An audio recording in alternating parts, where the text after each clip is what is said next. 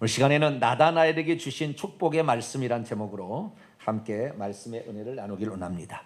오늘도 거룩한 주일에 예배하는 날 여러분들 하나님께서 진심으로 사랑하십니다. 하나님은 예배하는 사람을 찾으시고요, 오늘도 예배를 통하여 말씀하심으로 우리 영육간을 강건하게 하시는데, 영육간의 강건함을 얻는 사람이 세상 속에서도 흔들리지 아니하고 안정되게 살아갈 줄로 믿습니다. 하나님은 우리를 평강으로 부르시고 또한 말씀 가운데 있는 자를 흔들리지 않는 반석에 세우시니 오늘도 이 예배가 그 자리가 될 수 있게 되기를 간절히 바랍니다. 우리의 평생의 기도 제목이 하나 있다고 한다면 여러분은 어떤 것을 취하시겠습니까? 저는 그것이 예수님이 누군지를 더 잘 아는 것이 아닌가라고 말씀드리고 싶습니다. 그렇다면 어떻게 하면 우리가 예수님이 누군지를 더 잘 알 수가 있을까요? 성경을 많이 읽고 연구하면 예수님을 더 잘 알 수 있을까요? 기도를 더 많이 하면 예수님을 더 잘 알 수 있을까요? 아니면 말씀을 깊이 묵상하고 또 그것을 실천하면 더 알 수 있을까요? 아니면 훌륭한 지도자를 잘 만나면 그 예수 그리스도를 더 잘 알 수 있을까요? 확실한 것은 우리가 예수 그리스도를 아는 만큼 우리가 누리고 산다는 것이고, 예수 그리스도를 아는 만큼 우리는 세상에 환난 풍파가 와도 흔들리지 않고 살 수 있다는 것입니다. 여러분은 흔들리지 않는 그 믿음 가운데 거할 수 있게 되기를 축원합니다. 히브리서 기자는 이런 말을 했습니다. 믿음은 바라는 것들의 실체고 보이지 않는 것들의 증거인데 선진들이 그렇게 살아서 증거를 받은 일이 있다. 너희들도 그 예수 그리스도에 대한 믿음을 갖고 있으면 현재 없는 것도 있게 될 것이고, 여러분을 넘어뜨리기 위해서 오는 어떠한 환난, 시험거리, 질병이 너를 넘어뜨릴 수 없으니 예수 그리스도에 대한 믿음을 바르게 가져서 너희들도 증거를 남기라, 그렇게 말씀하셨습니다. 사랑하는 우리 성도들은 오늘도 예수 그리스도에 대한 믿음을 제대로 가져서 산 증거들을 남길 수 있는 복된 성도가 되기를 간절히 축원합니다. 그래서 오늘 이 시간에는 예수님이 누군지를 어떻게 알아가는지 나다나엘, 빌립의 친구였던 나다나엘의 삶을 통해서 그것을 살펴보기를 원합니다. 과연 나다나엘은 어떻게 돼서 예수님이 누군지를 알게 되었으며, 또한 그 예수 그리스도를 알게 된 그 신앙 고백으로 어떤 축복까지 이르게 되었는지 그 부분에 관하여 함께 말씀을 나누기를 원합니다. 오늘 본 말씀은 친구의 전도를 받고 예수님께 나왔던 나다나엘이 예수께서 자기에 관하여 하신 말씀을 듣고는 예수님이 누군지를 알아보고 예수님을 하나님의 아들이자 이스라엘 왕 곧 메시아로 고백하게 되므로 주님으로부터 더 큰 축복을 약속받았다라는 그런 말씀입니다. 나다나엘은 어떻게 되어서 예수께서 하나님의 아들이시요 이스라엘 왕 곧 메시아인 것을 알아볼 수 있었을까요? 친구 따라가면 다 알 수 있는 것입니까? 그냥 예수님을 그냥 만나보면 그냥 알아지는 것입니까? 그냥 예수님께 나오기만 하면 그냥 예수님이 누군지를 그냥 쏙 알아버리는 것일까요? 대체 나다나엘은 어떻게 되어서 예수님이 하나님의 아들이요 이스라엘 왕 메시아이신 것을 알게 되었을까요? 오늘날 당신은 예수 그리스도를 알기 위해서 어떻게 살아가고 있습니까? 물어보신다면 우리는 그들에게 무엇이라고 대답하시겠습니까? 오늘 본문 말씀은 AD 17년경 예수님의 공생의 초기에 이르는 한 사건을 말해주고 있습니다. 예수님께서는 가장 먼저 베드로와 안드레, 야고보와 요한을 4명의 제자로 취하셨습니다. 그리고 5번째, 6번째 제자를 취하시니 그의 이름이 빌립과 나다나엘입니다. 그래서 오늘은 그 5번째와 6번째 제자를 취하는 한 장면 앞에 우리가 지금 서 있습니다. 이때 예수 그리스도께서는 먼저 빌립에게 나를 따르라 하시면서 빌립을 직접적으로 초청을 하셨습니다. 예수 그리스도의 제자로 부름을 받은 빌립은 자신의 친구도 예수 그리스도의 제자가 되기를 원했습니다. 그래서 이 자기가 메시아를 만났다고 하면서 그를 예수께 강권하여 데리고 옵니다. 하지만 예수께서 나사렛 출신이라는 얘기를 들었을 때 빌립은 나다나엘은 빌립의 말을 통하여 예수님이 진짜 메시아인가 고개를 갸우뚱하게 됩니다. 그때였습니다. 예수께 나오고 있는 나다나엘을 향하여 예수께서 말씀하셨습니다. 이는 참 이스라엘 사람이요 그의 속에 간사함, 교활함과 관계가 없도다 라고 말씀을 한 것입니다. 그러자 이 나다나엘이 깜짝 놀랐습니다. 그리고 말했습니다. 당신은 어디서부터 나를 알고 있습니까? 그러자 예수님께서는 빌립이 너를 부르기 전에 내가 무화과 나무 아래 있을 때 너를 보았노라 라고 말씀했습니다. 그러자 나다나엘은 그 순간에 예수 그리스도 앞에 자신의 모든 것을 내려놓고 그분을 하나님의 아들과 메시아로서 고백한 줄로 믿습니다. 믿음이 없으면 예수님을 보아도 예수님이 누군지를 알아보지 못합니다. 믿음이 없으면 예수님의 말씀을 들어도 자신의 고정관념을 내려놓지 않고 계속 그대로 가려고 합니다. 믿음이 없으면 자신이 알고 있는 지식이 최고인 줄 붙들고 예수님을 누군지를 알려고 하지 않습니다. 믿음이 없으면 예수님이 하신 말씀을 들어도 그 뜻이 무엇인지를 분별하지 못합니다. 믿음이 없으면 예수님을 눈앞에 보고서도 하나님이 당시 자기 앞에 찾아왔다는 것을 깨닫지 못합니다. 믿음이 없으면 예수님을 눈앞에 보고도 그분이 하나님이신 것을 깨닫지를 못하는 것입니다. 하지만 나다나엘은 예수 그리스도의 말씀을 듣자마자 그분이 누군지를 알아보았습니다. 그리고 그분 앞에 가장 위대한 신앙 고백을 하게 되었습니다. 당신은 하나님의 아들이요 메시아이십니다 라는 신앙 고백을 하게 된 것입니다. 그렇다면 나다나엘은 어떻게 되어서 예수님이 하나님의 아들이요 이스라엘 왕 메시아인 것을 알게 되었을까요? 사람은 평소 때 어떤 생각을 가지고 있고 그리고 어떤 태도로 살아가느냐가 그 사람의 미래를 결정하는데 아주 중요한 요소로 작용합니다. 갑자기 자신에게 닥쳐온 환경은 평소 때 자기가 반응하던 모습으로 표현하게 되어 있습니다. 나다나엘은 평소 때 어떤 사람이었는가가 나오게 되는데 예수님은 이미 그가 어떤 사람인지를 알고 있었고 딱 세 마디 말을 그에게 던졌는데 그는 그 앞에 꼬꾸라졌습니다. 사실 나다나엘도 예수 그리스도 앞에 단 한 번 질문을 던진 것밖에 없습니다. 당신은 어디서부터 저를 알고 있습니까? 물어본 단 한마디의 질문이었지만 그것이 송두리째 나다나엘의 인생을 바꾸게 되었고 예수 그리스도를 알아보는 일로 말미암아 축복의 사도로서 쓰임받는 놀라운 길이 열려졌다는 것입니다. 그러면 나다나엘, 그는 어떻게 되어서 예수님이 누군지를 알게 되었던 것일까요? 우리는 신약 성경을 읽어보게 되면 나다나엘이 누군지 많은 자료를 발견할 수는 없습니다. 요한복음에만 나다나엘의 이름이 나오고 요한복음 1장과 21장에 나오는 21장 2절에 보면 나다나엘은 갈릴리 가나 사람이다 이렇게 얘기하므로 갈릴리 출신의 사람이었음을 말해주고 있습니다. 그런데 이 나다나엘, 이 분명히 예수님의 제자로 빌립과 함께 부름을 받았는데 나다나엘이 누군가 공간복음서를 읽어보게 되면 빌립과 꼭 짝이 되어서 이름이 출현하는 제자가 나오는데 빌립과 바돌로메라고 나옵니다. 그런데 요한복음만 빌립과 나다나엘이라고 나옵니다. 그럼 나다나엘은 누구고 바돌로메는 누구냐? 나중에 알게 되었어요. 어떻게 알게 됐냐면 나다나엘, 이 사람이 바돌로메하고 동일한 인물이다. 어떻게 아느냐? 우리가 이 디메오 혹시 알고 있습니까? 바디메오 아십니까? 바디메오가 이름이 아닙니다. 바라는 말은 아람어로 아들이란 뜻입니다. 바디메오요. 디메오의 아들인 거죠. 그러니까 그때 당시에 이 디메오의 아들의 이름이 있었겠죠. 그런데 디메오의 아들 이름을 대면 사람이 못 알아봐요. 근데 바디메오 하면 디메오의 아들 그 사람 알아 이런 거죠. 마찬가지로 이 나다나엘도 이름이 나다나엘을 알려지기보다는 돌로메의 아들이었어요. 바돌로메거든요.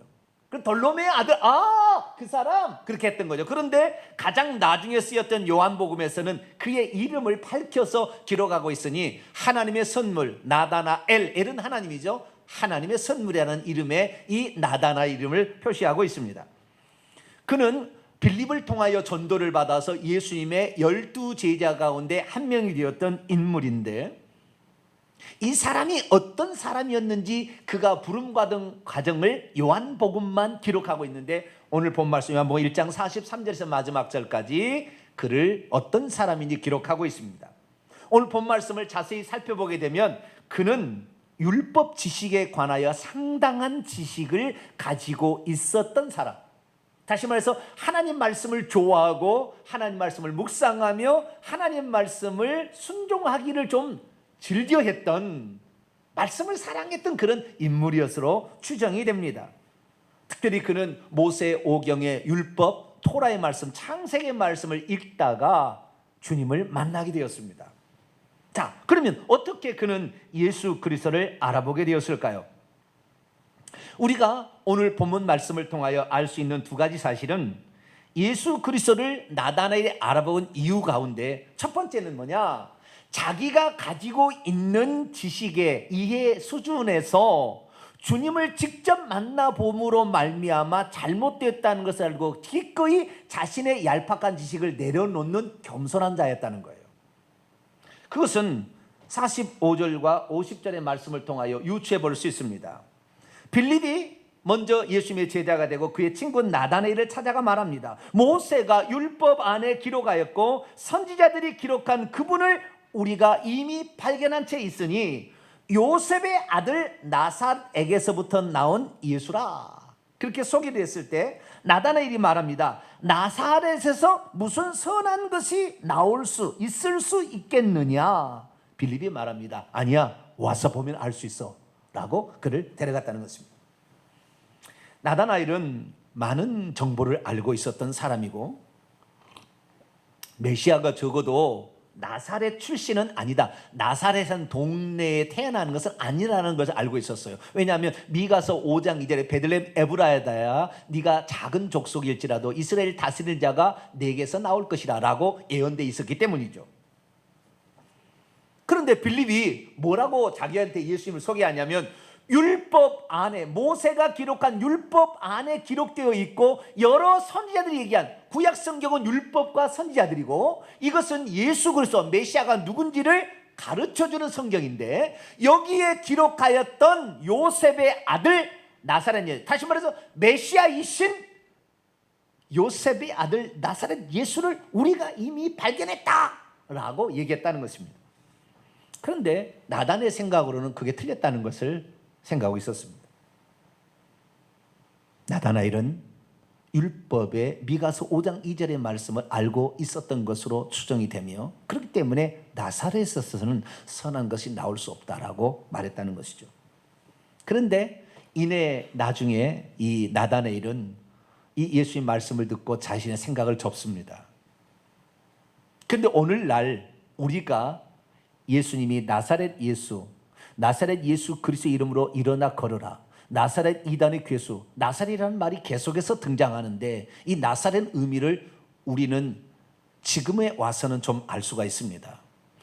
예수님 당시에 메시아가 나사렛에서 나올 것이라는 생각을 해본 사람은 별로 없었던 것 같습니다. 그런데 성경은 뭐라고 얘기했느냐? 예수님께서 어린 시절을 나사렛에 가서 사셨어요. 그래서 이렇게 마태복음의 기자는 마태는 이렇게 기록해 놓고 있습니다. 나사렛이란 동네에 가서 사니 이는 선지자들로, 원문입니다, 선지자들로 하신 말씀에 나사렛 사람이라 일컬음을 받으리라 하심을 이루려 하심이라. 예수 그리스도께서 그냥 아무데나 살 수 있어요, 아무데나. 그런데 가나에도 살 수 있고 뭐 가버나움에도 살 수 있고 예루살렘에서 베들레헴에 살 수 있는데 왜 갈릴리 나사렛에서 살았느냐라고 얘기했을 때 성경 말씀의 예언서에 그렇게 기록되어 있었기 때문에 그것을 이루기 위하여 살았다는 거예요. 그러니까 분명히 구약 성경에 나사렛 사람이라 라는 어떤 말씀이 예언되어 있었겠죠. 그런데 많은 사람들은 예수 그리스도께서 나사렛 사람이란 말의 의미를 잘 모르고 있었던 거죠. 아직 성령의 조명하심이 부족했던 시대에 살고 있었던 거죠. 그러면 선지자들이 뭐라고 했을까? 적어도 두 가지를 말했으니, 한 사람은 나시린이다 라고 예언했다는 것이고, 또 하나는 넷제르다 라고 예언했다는 거예요. 이게 무슨 말이냐면, 예수님이 나사렛이다 라는 것은 첫 번째는 나시린이다, 나사렛 사람 나시린이라는 말과 동일하다는 것입니다. 이스라엘 나중에 학자들이 찾아낸 거예요. 나중에 찾아낸, 훗날 찾아내는 거예요. 왜냐하면 예수 그리스도께서 대제사장이 되어서 인류의 죄를 속죄를 하게 되는데, 대제사장은 레위의 아론의 후손들만 될 수 있는데 예수님은 유다 지파의 사람이잖아요. 그런데 유다 지파의 사람이라 할지라도, 다른 지파의 사람일지라도 대제사장이 될 수 있는 방법이 하나 있었으니, 그것은 자기 자신을 나시린으로 하나님께 바치게 되면 그 사람이 아론의 후손이 아니어도 제사장이 될 수 있었던 거예요. 대표적인 사람이 사무엘입니다. 사무엘은 레위 지파 사람이 아니었는데도 불구하고 한나가 자기 아들을 하나님께 바침으로 대제사장으로서 엘리 제사장 다음에 이어서 대제사장 사역을 했던 것이 성경에 나오고 있는 것이죠. 그렇기 때문에 예수님은 나사렛 사람이라는 것은 나시린이다 라는 말이다라고 해석하는 게 있습니다. 그러나 보다 더 정확한 게 있으니, 그것은 예수 그리스도께서 넷째르라 라는 말이라는 것입니다. 이것은 이사야 11장 1절의 말씀이 성취된 것입니다. 이사야 11장 1절에서 2절 말씀 보면, 이새의 줄기에서 한 싹이 나며 그의 뿌리에서 한 가지가 나서 결실할 것이요, 이렇게 나와 있어요. 이새는 다윗의 아비고 이새의 구루터기에서, 우리 개역성경은 거꾸로 번역을 해놨어요. 싹이 원래는 줄기고요, 가지는 원래 싹인데 잘못 번역한 거예요. 원문대로 지각한다면 이새의 구루터기에서 한 줄기가 나오며 돋아나며 그의 뿌리에서 한 싹이 나서 결실할 것이다 라고 되어 있습니다. 예수 그리스도는 누구냐? 이 이새의 구루터기에서 나온 줄기요 뿐만 아니라 그의 뿌리에서 나온 싹이다 라는 예언이 이루어졌다는 거죠. 여러분, 우리가 잘 아시잖아요. 예수 그리스도는 다윗의 뿌리이자 다윗의 자손이다.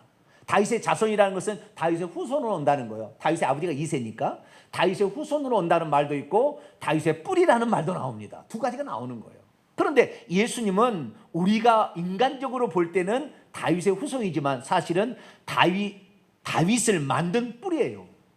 다윗의 뿌리. 그것이 성경이 가르치는 말입니다. 그럼 이 말이 무슨 말이냐?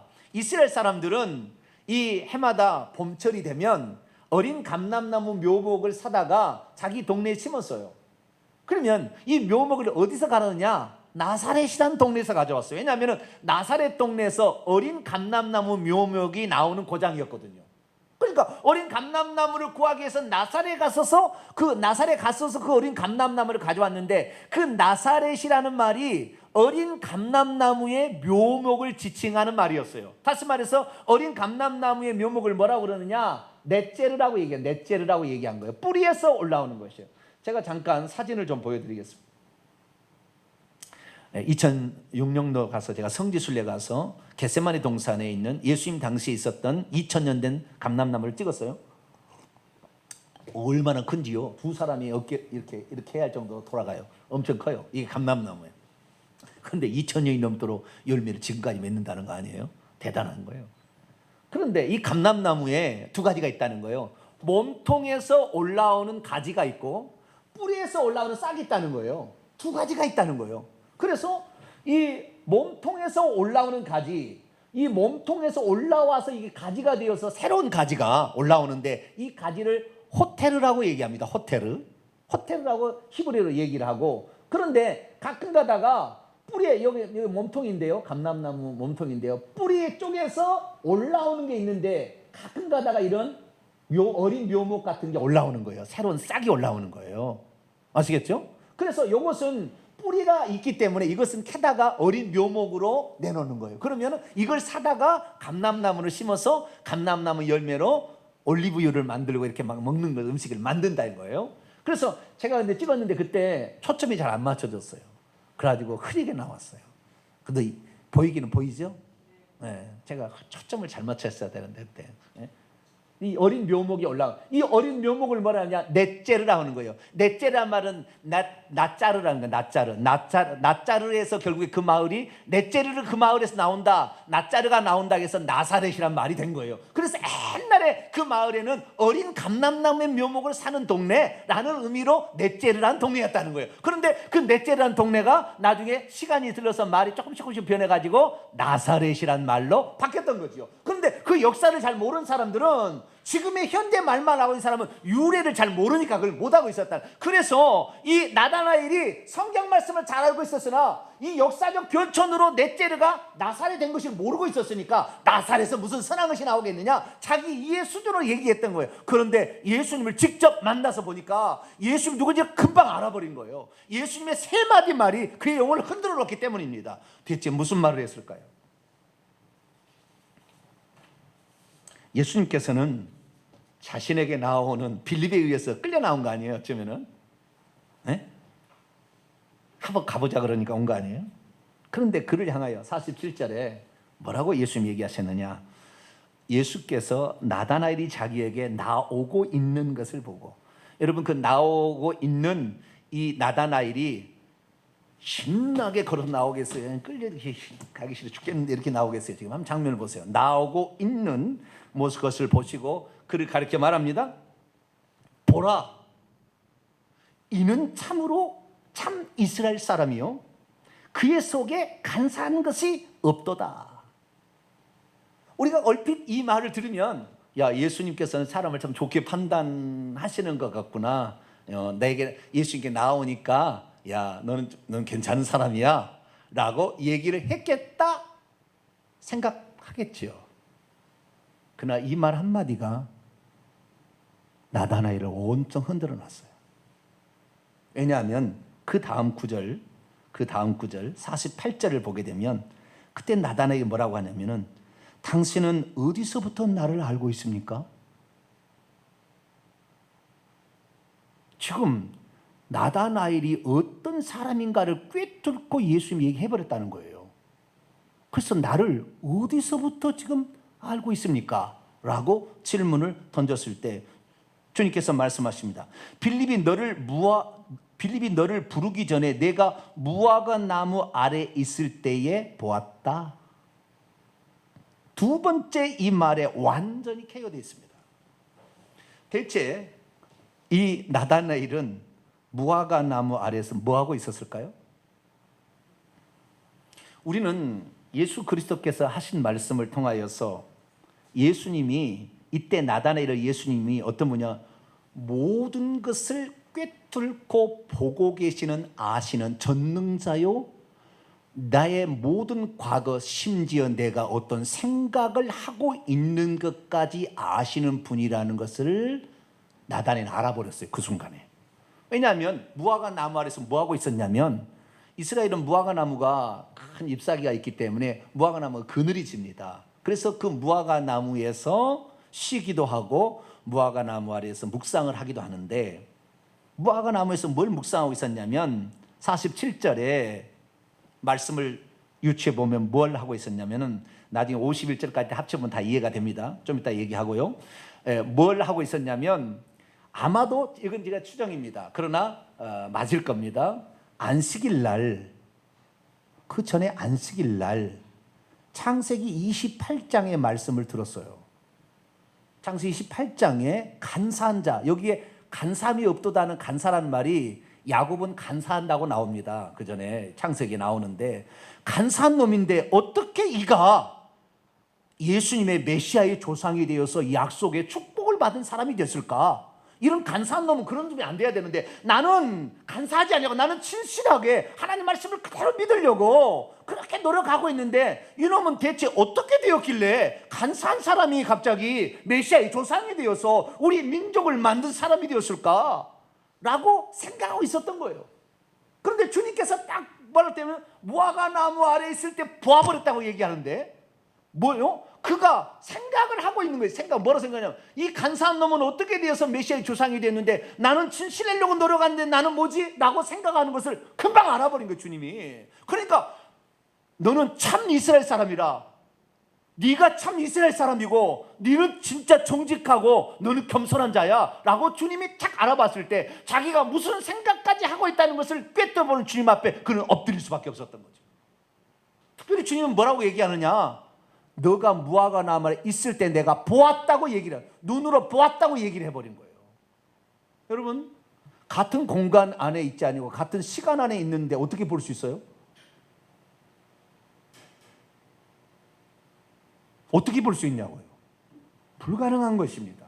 그러나 주님의 그 말씀, 자기의 생각까지 읽어서 딱 얘기했을 때 바로 거꾸로, 당신은 하나님이 아니고서는 내 생각을 알 수가 없고, 내가 어떻게, 빌립이 너를 부르기 전에, 혹시 예수님께서 빌립을 먼저 제자로 부를 때 빌립의 상황을 들었을 수 있으나 빌립이 부르기 전에 상황을 주님이 얘기해 버린 거예요.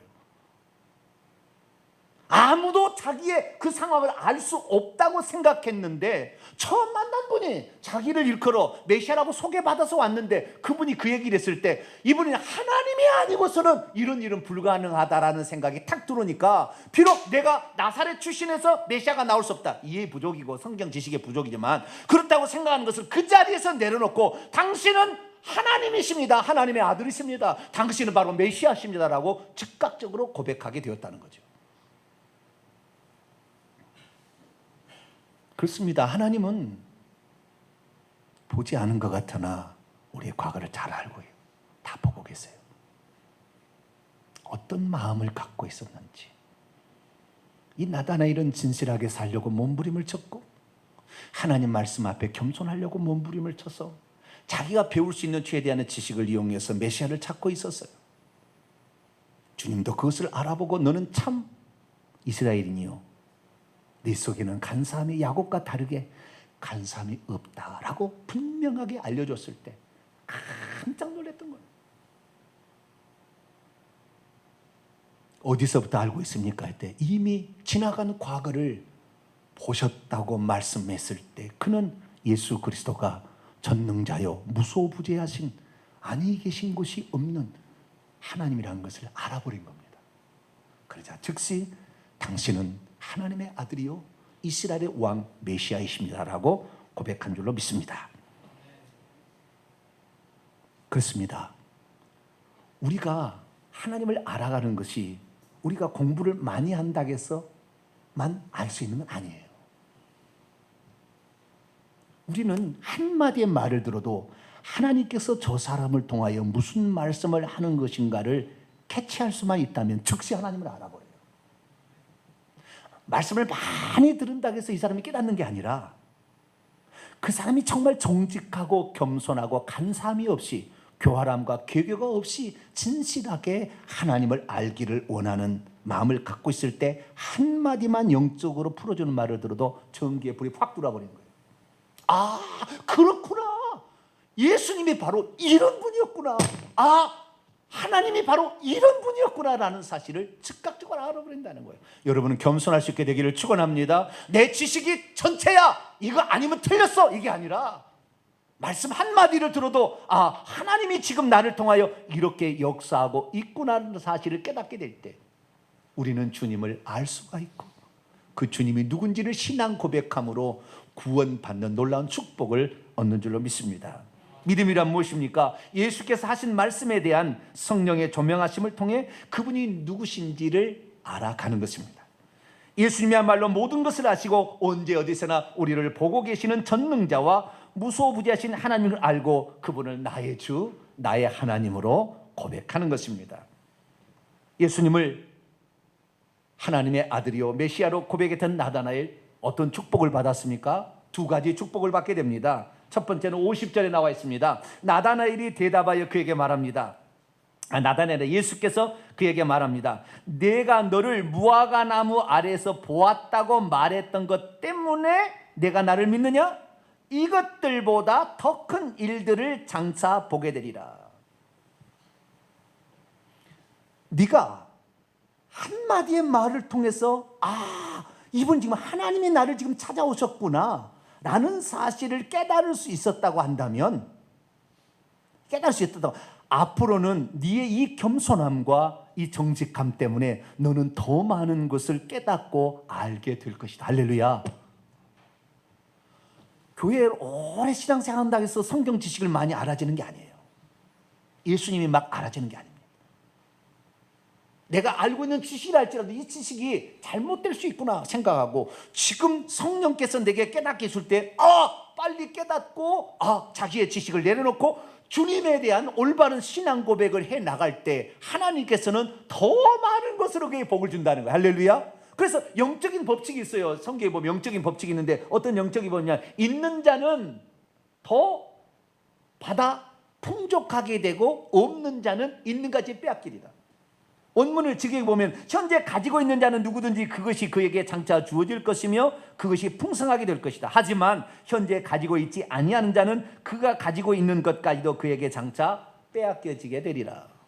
여러분, 작은 것지만 겸손히 주님의 말씀을 붙잡게 되면 더 풍성해질 줄로 믿으시기 바랍니다. 놀라운 은혜가 여기 있는 거예요. 우리가 많은 것을 알고 많이 배웠다고 되는 것이 아니라 한마디를 들어도 하나님께서 지금 나에게 무슨 말씀을 하시는 것인가라고 겸손히 그 말씀을 듣게 되는 자에게 하나님께서는 그런 자들에게도 풍성하게 더 있는 것 없는 것까지 더 보태서 더 풍성하게 해주시니 우리 성도들은 말씀을 들을 때마다 예수 그리스도에 대한 풍족한 지식으로 가득 차게 되기를 축원합니다. 예수 그리스도가 누군지를 정확히 알면 귀신이 건들지를 못하는 거예요. 질병이 건들지 못하는 거예요. 나중에 어떤 환경이나 이겨낼 수 없는 거예요.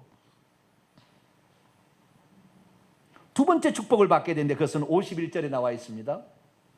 또 이르시되 진실로 진실로 너희에게 이르노니 하늘이 이미 열려진 채 있는 것과 하나님의 천사들이 인자 위에 오르락 내리락 하고 있는 것을 장차 보게 되리라. 여러분, 그때 나다나엘이 창세기 28장에 야곱이 베델에서 돌베개 베고 자다가 꿈을 꾼 사건을 예수님은 정확히 나단에 얘기한 거예요. 내가 많은 성경책을 읽었는데 어느 부분을 정확히 읽었다는 것을 한마디로 딱 들려줘 버리면 바로 거꾸라지는 거예요. 왜? 하나님 우리 마음까지 꿰뚫어 보리라는 걸 알기 때문에. 이 나단이는 생각했어요. 이 야곱이라는 놈은 맨날 속이고 자기 형 속이고 다 속여서 맨날 나쁜 짓을 많이 한 아주 교활한 놈인데 어떻게 되어서 이가 하나님께 축복받은 인생이 되었을까?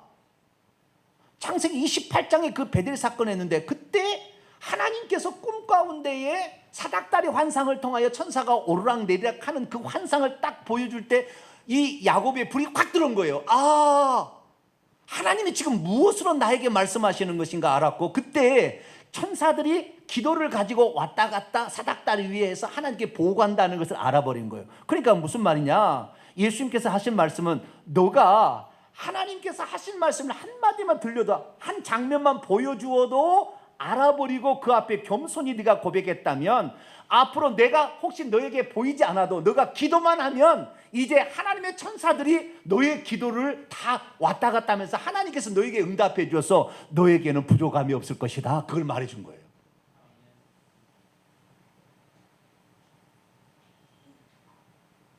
야곱은 간사한 사람이었어요.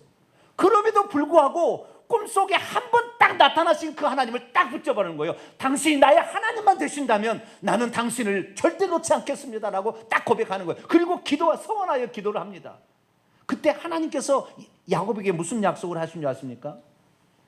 창세기 28장 15절에 내가 너와 함께 있어 내가 어디로 가든지 너를 지키며 너를 이끌어 이 땅에 돌아오게 할 것이다. 내가 내게 허락한 것을 다 이루기까지 나는 너를 떠나지 아니할 것이다. 아, 이 하나님, 내가 기도하면 항상 내 곁에 계셔서 나를 떠나지 아니하고 나를 지키실 하나님이 여기에 있구나. 내가 기도하는 그 장소에 있구나라는 생각을 야곱이 가짐으로 그 하나님을 붙잡았더니 결국에 메시아의 조상이 됐다는 거예요. 축복받은 인생이 됐다는 거예요. 나다나엘아, 너도 그렇게 될 수가 있어. 할렐루야. 그 얘기를 해준 거예요. 그러니까 예수님이 이 세 마디의 말밖에 안 했는데요. 세 마디의 말은 이 나다나엘이 무슨 생각까지 하고 있는 것을 다 예수님 알고 얘기한 거예요.